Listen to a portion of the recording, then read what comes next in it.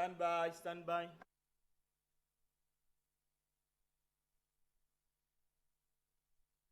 Stand by. Satu, Biri, Emu, action. Peace be upon you all, and welcome to yet another segment of Ramadan Special, a set of programs where we seek to avail a wide perspective of the holy month of Ramadan. In our last segments, we touched upon a few elements of the holy month, and with me today to avail an additional insight is Sheikh Faisal Buyonje Chiemba. He is the officer in charge of the Ahmadiyya Muslim Annual Conventions in Uganda. He is a visiting lecturer of comparative study of religion at Jamiatul Mubashirin Seta, which is the Ahmadiyya Muslim Missionary Training College. Sheikh Faisal, you're most welcome. Thank you very much. Our very first question in this segment, Sheikh Faisal, according to Encyclopedia Britannica, fasting in Islam is most commonly understood as an obligation to refrain from food, drink, sexual activity for a span of 1 month, that is dawn to dusk. What's your take on that? Thanks for hosting me on this program. In the name of Allah, the gracious, the merciful, according to the definition that has been given to us by a book of repute, Encyclopedia Britannica, one would get the impression that fasting, or the Islamic mode of fasting, is all about enduring the pangs of hunger and the pangs of thirst for a period of 1 good month from dawn to dusk. That is not true. Fasting is far more than that. According to the Holy Quran, according to the sayings of the Holy Prophet, fasting is far more than that.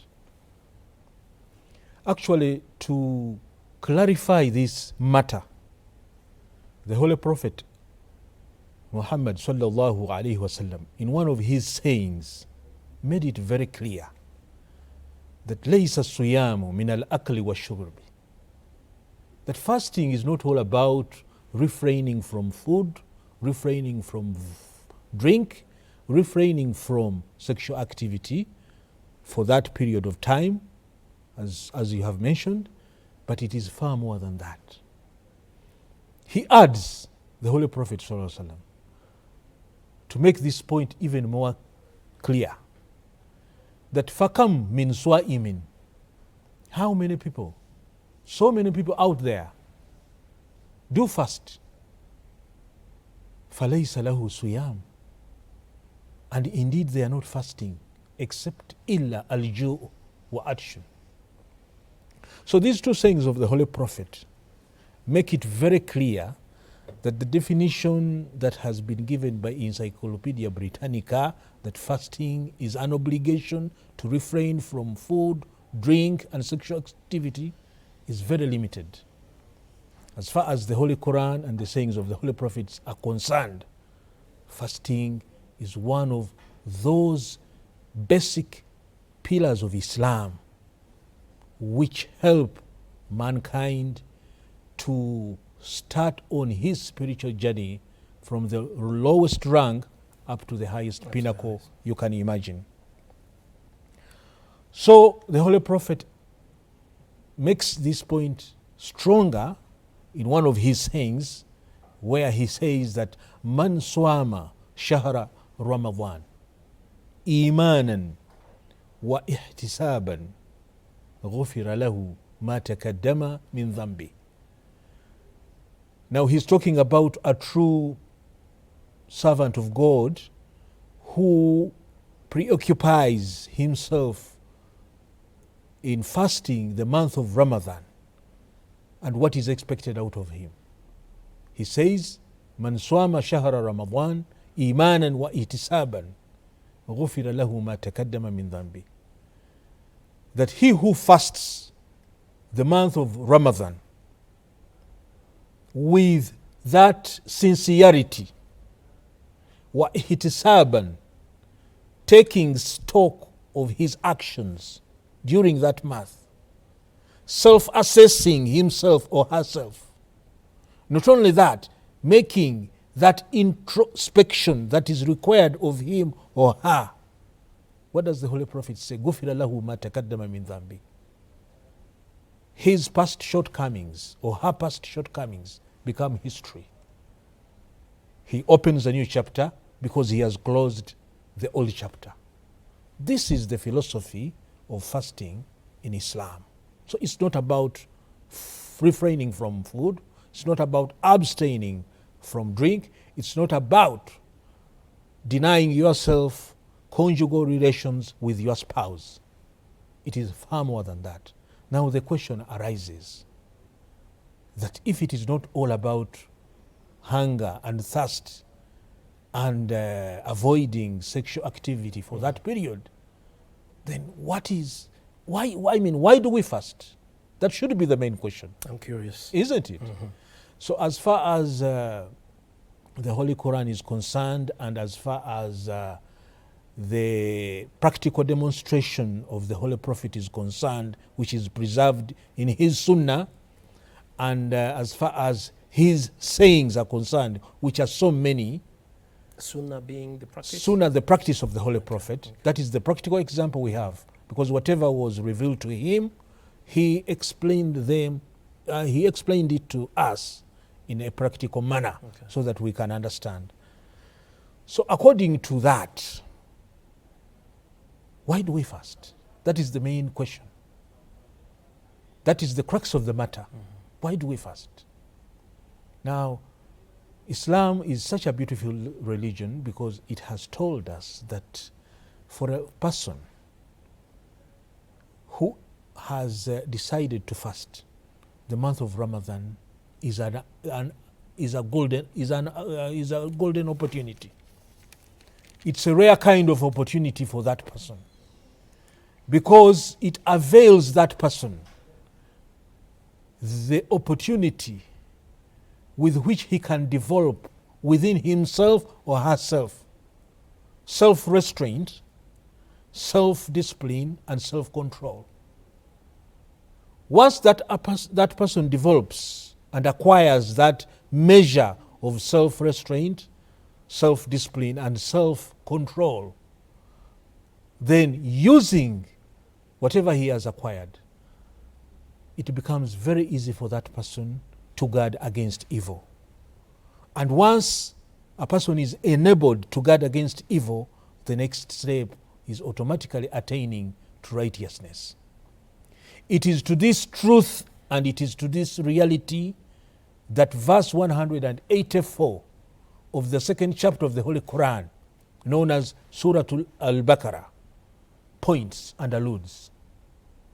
The Holy Quran says that, Ya ayyuhalladhina amanu, O you who believe, O you who have faith, kutiba alaykum suyam, fasting has been prescribed for you, kama kutiba ala alladhina min qablikum, as it has been prescribed for those people who came before you. Because as I told you that fasting is one of the 5 pillars of Islam, it is one of the avenues through which through which God provided guidance to mankind from time immemorial up to now. It is the only way to salvation. It has been the same all along. So God goes further in this very verse and says, لَعَلَّكُمْ تَتَّقُونَ, so that after developing that self-restraint, after developing that self-discipline, after developing that self-control in you, you will be able to guard yourself against evil. And the result would be that you will become a better person. You will become a righteous person. So that is the philosophy of fasting in Islam. Actually, fasting is not the goal. Fasting is the means to the goal, and the ultimate goal is attaining righteousness. I hope for those out there, that point has sunk in quite well. It's not about fasting. What's to be achieved is attainment of spiritual elevation. Exactly. Is that the point? Exactly. Wonderful. Maybe for the benefit of our viewers, this point can be understood better from a medical perspective. Please. A good doctor is the one who first establishes what the patient is suffering from. The second step is to write a prescription for that disease or for that ailment or for that malady. That is the process, isn't it? Mm-hmm. Then what does that prescription normally contain? It contains two things. Number one, the medicine, which the patient has to take. Number two, the dosage. How should the patient take that medicine? And for how long? Surprisingly enough, if we put this medical perspective in view and then take time and read and try to analyze the verses of the Holy Quran contained in Surah Baqarah regarding the holy month of Ramadan, you will be surprised to realize that the verse Kutiba alaykum as-siyam kama kutiba ala alladhina min qablikum mentions the remedy. It said 184. 184. It mentions the remedy that fasting has been prescribed unto you or for you as it was prescribed for those people who came before you. You see here, God mentions a remedy. That is the first step. You have to establish, being a doctor, what the patient is suffering from before you treat that person, before you treat the patient. Now, the last part of the opening verse, which I have just recited before you, has these words, لَعَلَّكُمْ تَتَّقُونَ. Here, our Creator assures us of the outcome of this remedy. That if you take the remedy that has been prescribed for you, the outcome will be good for you. You will heal. It will cure you. The ailment and the spiritual malady will go away. You understand? Insightful. So, last but not least, the subsequent verse which comes says, Ayyama ma'dudat. Fasting is for a fixed number of days. If the medicine has been given to you, a dosage has been prescribed for you, and you decide to take less of that medicine or more of that medicine, it will not work for you. It actually can be disastrous for you.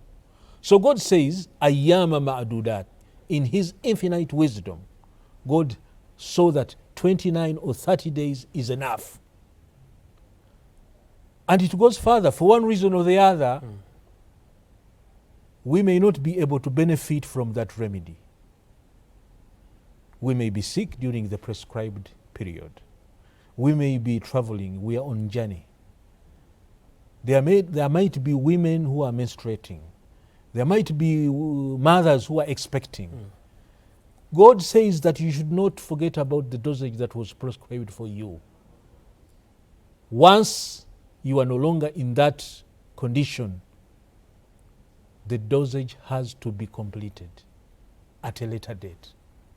So from a medical perspective, these verses become easier for us to understand. Interesting. And actually, they furnish us with the purpose, the objective, the aim, and the benefit behind fasting. Thank you so in much. Islam. One other thing I've grasped is you need a degree of sincerity before partaking of fasting. I hope I'm right with that. Yeah, and not only that, during the fast, you have to introspect yourself. Okay. You have to take stock. You have to carry out some kind of self-assessment. Thank you so much. Because if you enroll in a gym for a period of 30 days and the term comes to an end and you don't lose weight, what was the point for you in joining the gym? Time wasted. There wouldn't be no point. That takes me to my second question, Sheikh Faisal. When it comes to performing certain acts of worship, say fasting, Yeah. we tend to find people going the extra mile to attain that pleasure of God. In doing so, I feel you'll find, for instance, people in Ramadan saying 29 to 30 days are not enough. You'll find others skipping the night meal, having it rather early in the night, and probably when it comes to breaking the fast. Do they still do that? Because Oh yeah, they do. in the olden days, that's when they used to do that. they still do. Okay. Then the other bit will be, you'll find those who fast when they're sick. You find people who fast when they're on a journey. Yeah, some people insist. And in fact, some others, they refrain from engaging in sexual activity with their spouses. So I don't know, what's the Islamic take on this? That is very interesting. It's an interesting observation on your part. The Holy Quran is very clear on this, because after telling us what is required to refrain from during the month of Ramadan, food, drink, sexual activity, after it has told us the hours and days we have to fast, and many other guidelines that the Holy Quran has furnished us, God says, Yuri'idullahu bikumul yusra. That in all this, wala yuridullahu bikumul usra. That in all this, God does not intend to create or cause difficulty or hardship for you. Oh, It is ease. Because as I told you, fasting per se, abstaining from food, drink and sexual activity, is not the ultimate goal. It is the means to that goal. that means go. So if you go the extra mile, as you said, then the whole system becomes abnormal. Maybe to understand this point, I will take you back in history. During the time of the Holy Prophet, sallallahu alaihi wasallam, a companion of his came and visited him after a span of 1 year. His name in the books of history is called Mujibatul Bahiliya. When he came to the Holy Prophet couldn't recognize him. The companion was surprised and said, "Don't you recognize me?" The Holy Prophet was like, "Who are you?" The man told the Holy Prophet that I'm Al-Bahili, the person who came and visited you last year. The Holy Prophet said, "I can't believe my eyes. You were a very handsome guy, and what has happened to you?" The Holy Companion said that ever since I departed from you, for a span of 1 year, I've only been eating at night. You can imagine, he fasted for a whole year. Do you know what the words of the Holy Prophet were? He said, "Azabta nafsak." You needlessly afflicted unnecessary punishment on yourself. You understand? So for us to attain the pleasure of God, we have to remain within the confines, within the limits of the injunctions of the Holy Quran. In that, there is a betterment for us. Now, as far as skipping the night meal is concerned, the Holy Prophet is on record to have said that tasaharu, wake up and take the night meal. فَإِنَّ فِي السُّهُورِ baraka. That indeed, taking the night meal after waking up, there is a lot of blessings. Now those blessings cannot be enumerated here, but as far as health benefits are concerned, they keep you going for a month. There are people even not in the Islamic faith, in other faith communities, who do not take anything for over 12 hours. Sometimes they go up to 24 hours. The Holy Prophet has advised us, he has admonished us to take the night meal because there are a lot of blessings in it. He also cautions us and says that La yazalu nas, that the people of my dispensation, bikhairin, will continue to prosper for as long as ma ajjalu al-fitr, as long as they take or break their fast as early as is required.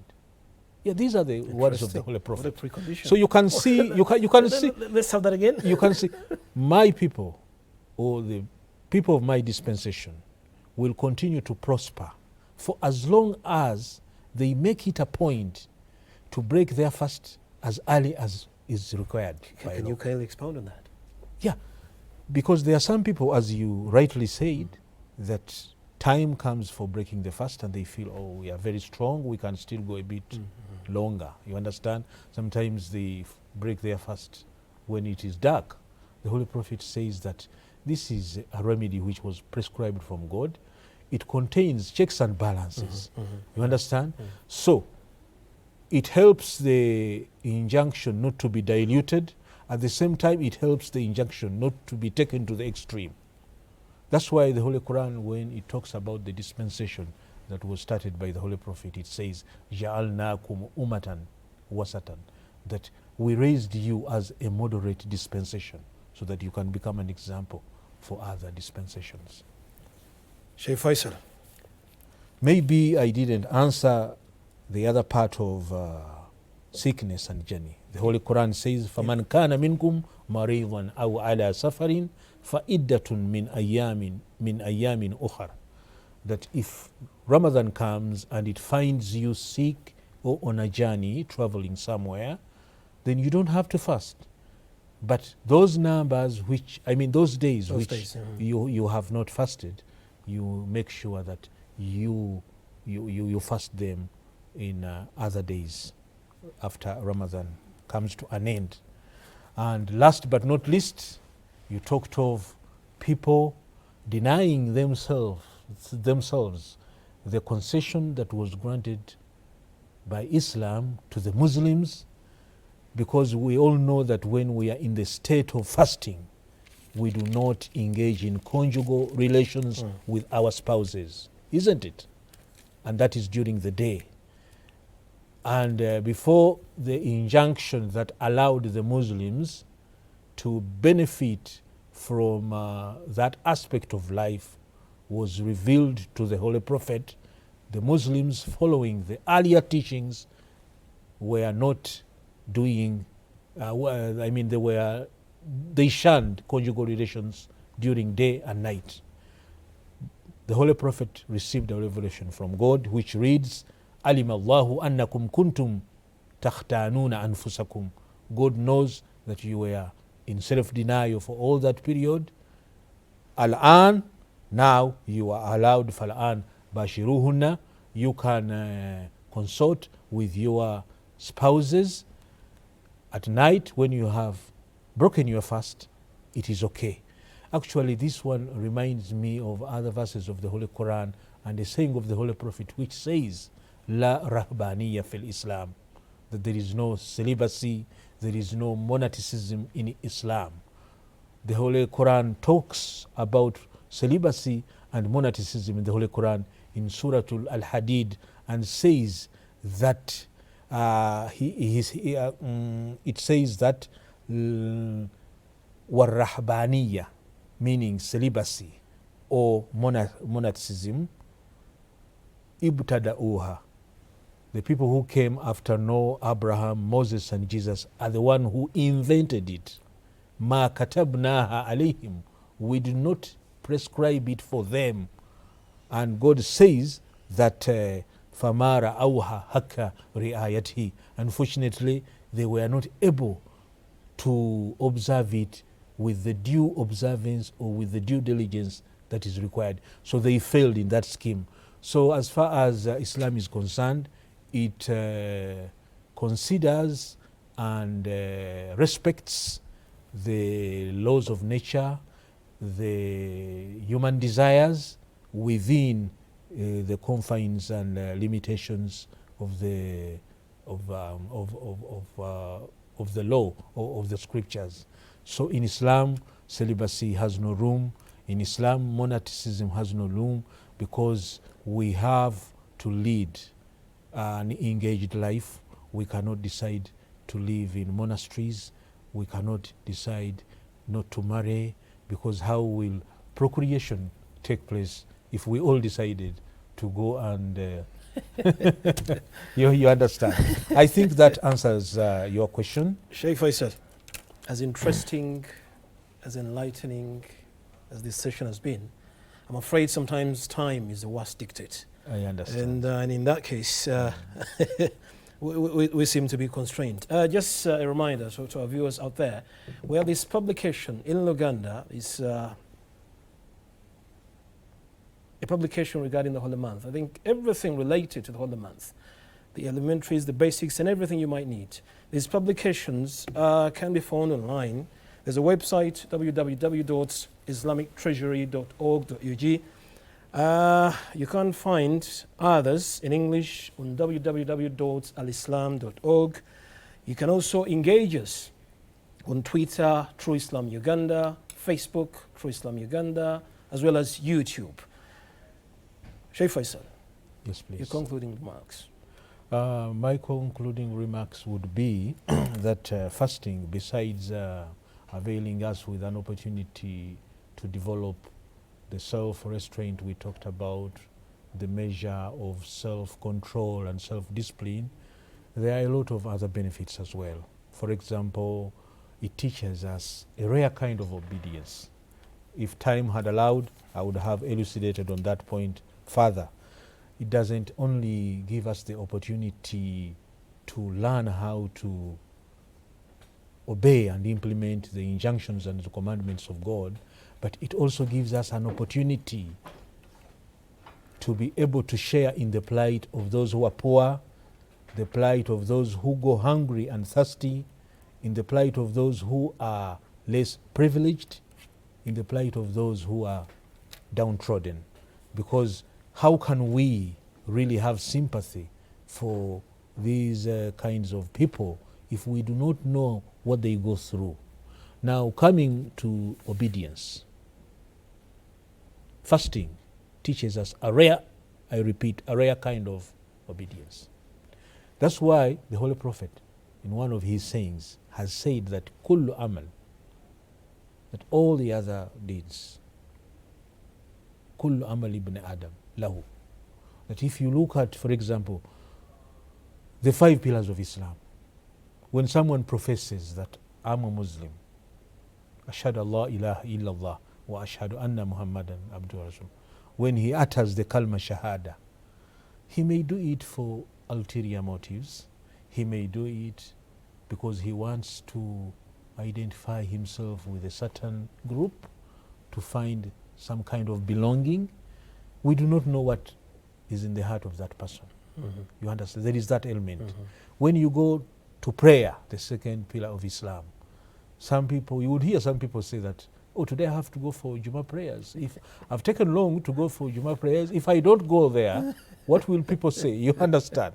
Now, when it comes to zakah, charity, giving alms, helping the poor, Islam allows us to do it secretly or openly, but most people prefer to do it openly so that they can be recognized. Now come to the last pillar of Islam, Hajj. Many people take pride to go and perform Hajj and then come back and then be called Haji or Hajjat. You understand? But the 4th pillar of Islam, fasting, as the Holy Prophet has said, that illa suyam, فَإِنَّهُ li, It is done for my sake, exclusively for my sake. وَأَنَا أَجْزِي بِهِ. And I am its reward. You can understand. Shaykh Faisal, it's been a pleasure. Thank you very For the much. viewers out there, the two things I've picked from this segment. We need to be sincere in our acts during the holy month. And the second, to make an introspection. It's been wonderful having you. Thank you very much.